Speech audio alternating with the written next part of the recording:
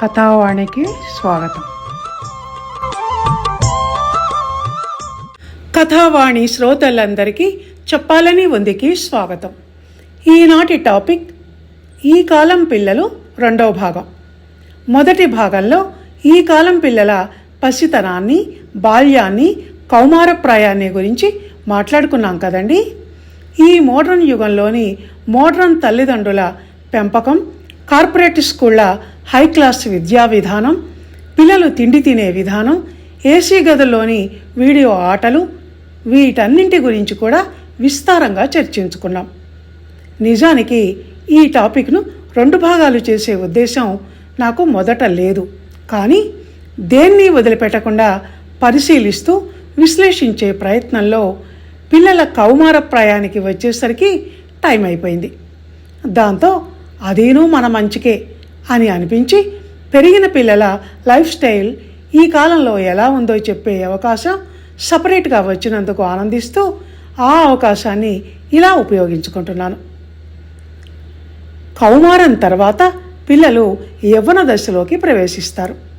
యవ్వన ప్రారంభ దశ ఒక విధంగా సంధికాలం లాంటిది కనుక పిల్లలు వాళ్లలో శారీరకంగా, మానసికంగా వచ్చే మార్పులను గమనిస్తూ కొంత భయానికి, ఆందోళనకు గురవుతుంటారు. అయోమయావస్థలో పడిపోతూ ఉంటారు.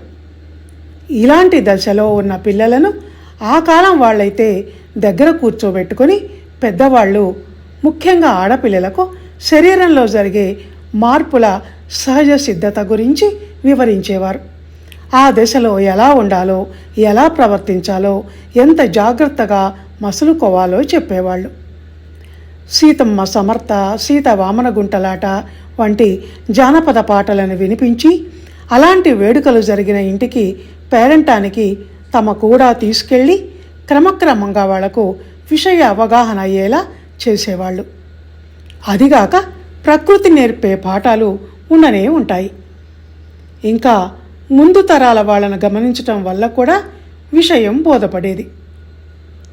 16 ఏళ్ల వయసు వచ్చేసరికి స్త్రీ పురుషుల ఆకర్షణ, సంగమానికి సంబంధించిన విషయాలు కొంత తెలిసి సిగ్గు, బిడియం వంటివి సహజ సిద్ధంగా అలవడి సిరిమల్లె పువ్వా, సిరిమల్లె పువ్వా, చిన్నారి చిలకమ్మా, నా వాడు ఎవరే, నా తోడు ఎవరే, ఎన్నాళ్ళకొస్తాడే అంటూ రాబోయే తోడు కోసం కలలు కనటం మొదలు పెడతారు. ఇదంతా ఒక సహజ సిద్ధమైన సుందర భావాల వల్ల మనసులో జనించేది కనుక కళ్ళు, చూపులు, పెదవుల మీది చిరునవ్వులు, సిగ్గుతో తలవంచుకోవటాలు, బొటనవేలు నేల మీద రాయటాలు వంటి వాటితో తొలి వయసు ముచ్చట గొలిపే ముచ్చటగా సాగిపోతుంది యవ్వనప్రాయం. రాను రాను అది సుందర భావాలకు, మధుర ఊహలకు, తీపి కలలకు, పులకింతలకు సంబంధించిన వ్యవహారం అన్నట్టు మారిపోతుంది. కానీ ఈ కాలం పిల్లల యవ్వన ప్రారంభం మాత్రం అంత మధురంగా, భావయుక్తంగా ఏమీ సాగటం లేదు. ఇది కంప్యూటర్ యుగం కనుక యవ్వనంలోకి ఇంకా అడుగు పెట్టకముందే పసిమొగ్గ ప్రాయంలోనే క్యూరియాసిటీని ఆపుకోలేక శరీరంలో వచ్చే మార్పులు గురించి, సెక్స్ గురించి యూట్యూబ్లో చూసేసి ప్రీమెచ్యూర్డ్ యంగ్స్టర్స్ అయిపోయి కోరిక, శారీరక సుఖం, ఆవేశం మనసులో పెచ్చు పెరిగిపోగా దొంగచాటు పనుల కోసం కక్కుర్తి పడుతున్నారు. కాలేజీల్లో ఏమిటి, స్కూళ్లలోనే ప్రతి బాయ్కి ఒక గర్ల్ ఫ్రెండు, ప్రతి గర్ల్కి ఒక బాయ్ ఫ్రెండు అన్న మోడర్న్ కల్చర్ మరియు ఫారిన్ కల్చర్కు అలవాటు పడిపోతున్నారు. ఒకడిని చూసి మరొకడు, ఒక అమ్మాయిని చూసి మరొక అమ్మాయి జంటను వెతుక్కొని వెంటేసుకొని బైకుల మీద తిరగటం ఇప్పుడు న్యూ ట్రెండ్ అయిపోయింది. ఒకవేళ బుద్ధిమంతుడుగా ఏ ఒక్కడన్నా ఉండబోయినా వాడిని ఎగతాళి చేస్తూ, ఆటలు పట్టిస్తూ వానికి వెంటనే జంటను వెతుక్కునే పరిస్థితిని కల్పిస్తున్నారు. యవ్వన ప్రాయం చెంగున ఎగిరే కోడెదూడ లాంటిది, పైనుంచి కిందికి దూకే జలపాతం లాంటిది. నిజమే, కానీ అంత మాత్రాన కట్టుకొయ్య తెంచుకున్న కోడెదూడ లాంటి విచ్చలవిడితనం పనికిరాదు కదా. గట్లు తెంచుకొని ఉప్పెనై ఊరి మీద పడే వరద కాకూడదు కదా. అబ్బాయిలకు ఇలాంటి ఉపమానాలు వాడతారు సహజంగా. కానీ నిజానికి ఇప్పుడు అమ్మాయిలు కూడా అలాగే ఉన్నారు. ఇంకా పచ్చిగా చెప్పాలంటే వాళ్ళకన్నా వీళ్ళే ఎక్కువగా అలా బిహేవ్ చేస్తున్నారన్నది జనం నోళ్లలో వినపడుతున్న మాట. కన్యప్రాయంలో వాళ్ళల్లో సహజంగా ఉండాల్సిన సున్నితత్వం పోయి ఆడపిల్లలు ఈ రోజుల్లో చాలా రఫ్ అండ్ టఫ్గా మారిపోతున్నారు. కంట కనపడుతున్న వాస్తవం చెప్తున్నానే కానీ ఆడపిల్లకు మగపిల్లాడికి మధ్య భేదం చూపించటం ఎంత మాత్రం కాదు. సంప్రదాయమైన ఇంట పుట్టిన ఆడపిల్లలు సైతం పులిని చూసి నక్కవాతలు పెట్టుకున్నట్టు మోడర్న్ గర్ల్స్ని చూసి వీళ్ళు చిరిగిన జీన్స్ ప్యాంట్లు, బొడ్డుపైకుండే షార్ట్ మోడల్ టాప్సు, తొడలు కనిపించే షార్ట్ మోడల్ బాటమ్సు వేసుకుంటున్నారు. ఫ్యాషన్గా ఉండొద్దని ఎవరూ అనటం లేదు. ఓణీల కాలం పోయినా ఇంకా ఓణీలు వేసుకుని తిరగమని అనటం లేదు.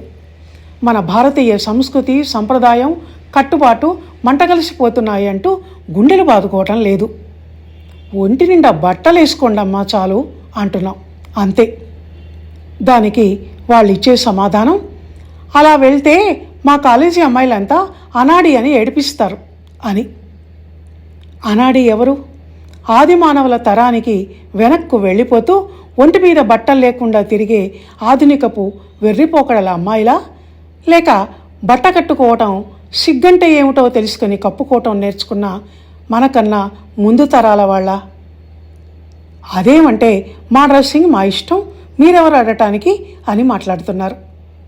నా దృష్టిలో మోడర్న్గా ఉండటం అంటే అర్థం కొత్త కొత్త వైజ్ఞానిక సంబంధి చదువులు చదువుకోవటం, మగవాళ్ళతో సమంగా అన్ని పనులు చేయగలగటం, ధైర్యంగా మాట్లాడగలగటం, ఏ సమస్యనైనా తెలివిగా పరిష్కరించుకోగలగటం, ఇవన్నీ.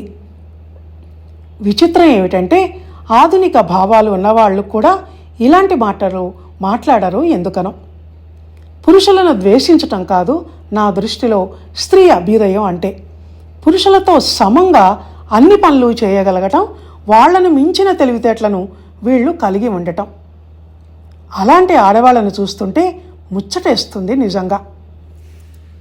నేను పొద్దున్నే మా బాల్కనీలో నిల్చుని ఉన్నప్పుడు కింద రోడ్ మీద ఒక ఆవిడ ముగ్గమ్మ ముగ్గు అంటూ లూనా మీద ముగ్గమ్మతూ పోవటం చూస్తుంటే, ఆహా ఎంత ఎదిగిపోయారు మన ఆడవాళ్ళు అని అనిపిస్తుంది.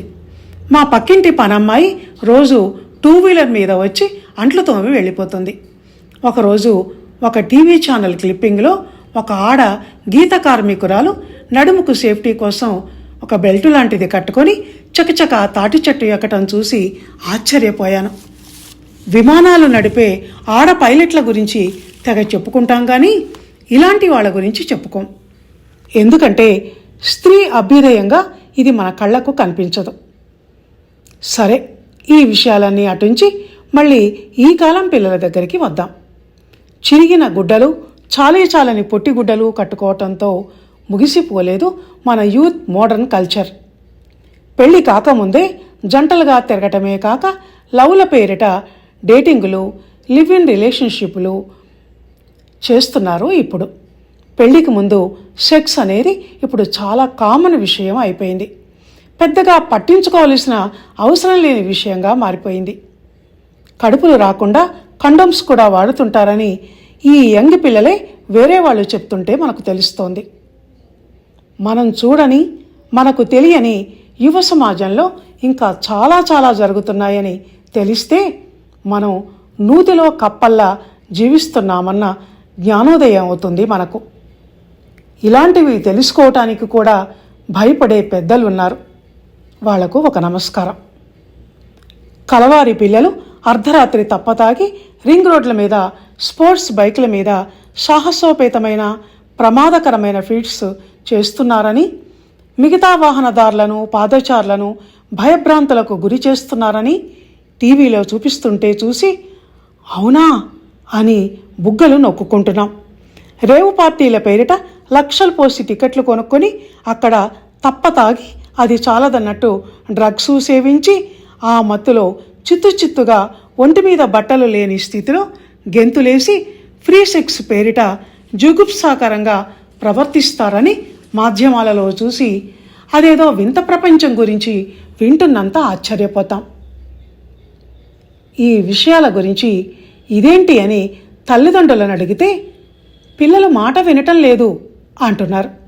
మేధావులను ప్రశ్నిస్తే వ్యవస్థ అలా తగలడింది అంటున్నారు. వ్యాపార సంస్కృతి దీనికంతటికీ మూల కారణం అంటున్నారు ఆర్థిక నిపుణులు. కారణాలు ఏవైతేనే మొత్తానికి యువత జీవితం భ్రష్టు పట్టి పోయింది. యువత మాత్రమే కాదు, మానవతా విలువలు సైతం వలువలు విప్పేసుకుని జుగుప్సాకరంగా సమాజంలో సంచరిస్తున్నాయి.